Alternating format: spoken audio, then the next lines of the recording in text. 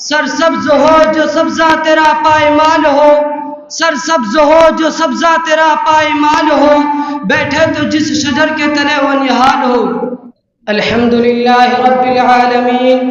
والصلاة والسلام على نبیہ الکریم، اما بعد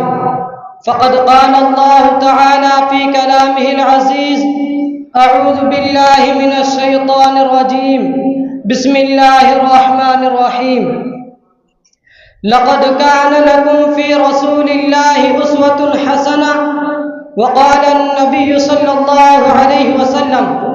تركت فيكم أمرين لن تضلوا ما تمسكتم بهما، كتاب الله وسنة رسوله، أو كما قال عليه الصلاة والسلام۔ محترم حضرات اور سامعین کرام، آپ حضرات کے سامنے جو آیت کریمہ تلاوت کی گئی ہے، آپ کے سامنے جو حدیث مبارک پڑھی گئی ہے، دونوں کا تعلق براہ راست ہم سب کے ہادی و رہبر، امیر و مرشد محسن اعظم صلی اللہ علیہ وسلم کی حیات طیبہ سے ہے۔ اللہ تعالیٰ نے اس آیت میں مسلمانوں کو زندگی گزارنے کے لیے ایک ڈھنگ اور طریقہ بتایا ہے، دنیاوی زندگی کے لیے ایک نمونہ مقرر کیا ہے، فوز و فلاح کا ضامن ایک حسین فارمولہ عطا کیا ہے، اور اس آیت میں نبی پاک صلی اللہ علیہ وسلم کی قابل تقلید زندگی کو مسلمانوں کے لیے آئیڈیل بتایا گیا ہے، اور یہ اشارہ کر دیا گیا ہے کہ اے لوگوں، اگر کامیابی و کامرانی چاہتے ہو، تمہارے اندر ہدایت و روشنی کی طلب ہے، امن و سلامتی کی خواہش ہے، طہارت و تقوی کی تمنا ہے، عزت و شرافت کی چاہت ہے، تو نبی کریم صلی اللہ علیہ وسلم کی روشن زندگی کو اپناؤ، حیات نبوی کے ہر گوشے کو اختیار کرو، آپ کے ہر فرمان کو سینے سے لگاؤ، اور نبی پاک صلی اللہ علیہ وسلم کے تمام ارشادات کو اپنی آنکھوں پہ بٹھاؤ، اور سنت نبوی کو اپنی زندگیوں میں داخل کر کے ساری دنیا کے سامنے یہ اعلان کر دو کہ خلاف راہ پیغمبر قدم جو بھی اٹھائے گا، خلاف راہ پیغمبر قدم جو بھی اٹھائے گا، کبھی رستہ نہ پائے گا، کبھی منزل نہ پائے گا۔ حضرات گرامی، پوری اسلامی تاریخ گواہ ہے کہ جس وقت آپ صلی اللہ علیہ وسلم نے اس دنیا رنگ و بو میں آنکھیں کھولی، پوری دنیا تاریکی و ظلمت کے گھٹٹوپ اندھیرے میں ڈوبی ہوئی تھی، کفر و شرک برسر اقتدار تھا، جہالت و لا علمی کا دور دورہ تھا، الفت و محبت نام کی بھی کوئی چیز نہیں تھی، وحشت و بربریت اپنے عروج پر تھی، انسان کے خون کا پیاسا تھا، قتل و غارت گری کا بازار گرم تھا، اور ایسا محسوس ہو رہا تھا کہ اب اس دنیا میں ہدایت و روشنی کا سورج طلوع نہیں ہوگا، اس کائنات کا بحران ختم نہیں ہوگا، اس دنیا کو انسانیت کا درس نہیں ملے گا، اور ہمیشہ کے لیے لوگ آداب انسانی سے محروم ہو جائیں گے۔ ایسے نازک اور پرآشوب دور میں ایک ایسی ذات کا ظہور ہوا جسے نور و ہدایت کی ہمرکابی حاصل تھی، ایک ایسی ہستی نے جنم لیا جو علم و ادب کا حسین سنگم تھی، ایک ایسی شخصیت معرض وجود میں آئی جو الفت و محبت کا انوکھا سرچشمہ تھی، وہ ذات جو لوگوں کے لیے یقین محکم کا درجہ رکھتی تھی،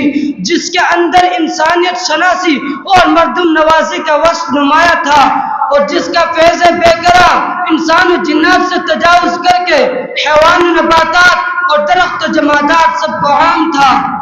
سرسبز ہو جو سبزہ تیرا پائمال ہو، سرسبز ہو جو سبزہ تیرا پائمال ہو، بیٹھے تو جس شجر کے تلے وہ نہال ہو۔ چنانچہ آپ کے آتے ہی ظلمت و تاریکی کافور ہو گئی، کفر و شرک کا خاتمہ ہوا، جہالت و ناخواندگی نے راہ فرار اختیار کی، رشد و ہدایت کا نیا دریا رواں ہوا، لوگوں کو مردم آزاری کے بجائے مردم نوازی کا پیغام ملا، انسانوں کو حق تلفی کی جگہ ایثار و قربانی کی تعلیم دی گئی، اس خزاں رسیدہ چمن کو بہار نو نصیب ہوئی، انسان کو آداب زندگی کا حیات آفری پیغام دیا گیا، اور دیکھتے ہی دیکھتے پورا عالم تہذیب و تمدن، فکر و نظر اور علم و ادب کا گہوارہ بن گیا۔ صحن چمن کو اپنی بہاروں پہ ناز تھا، صحن چمن کو اپنی بہاروں پہ ناز تھا، وہ آ گئے تو ساری بہاروں پہ چھا گئے،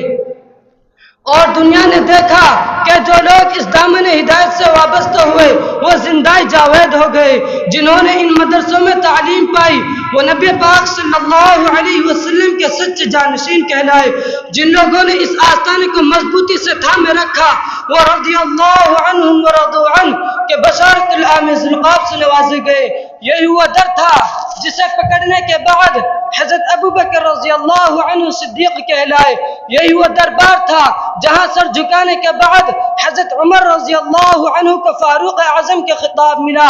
یہی وہ بارگاہ تھی جہاں سے حضرت عثمان رضی اللہ عنہ کو ذو النورین کے لقب ملا. اور یہی وہ فوجی چھاونی تھی جس نے حضرت علی رضی اللہ عنہ کو اسد اللہ کے نام سے یاد کیا. حضرات گرامی،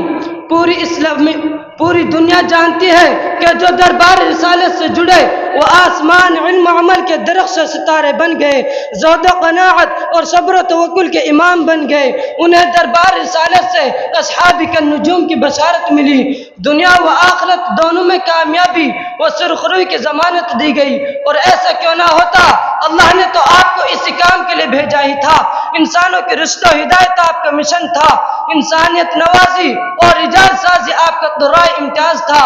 ایک موقع پر آپ نے ارشاد فرمایا، بعثت لأتمم مکارم الاخلاق، میں اخلاق کے محاسن اور اس کی خوبیوں کی تکمیل لے کر اس دنیا میں آیا ہوں.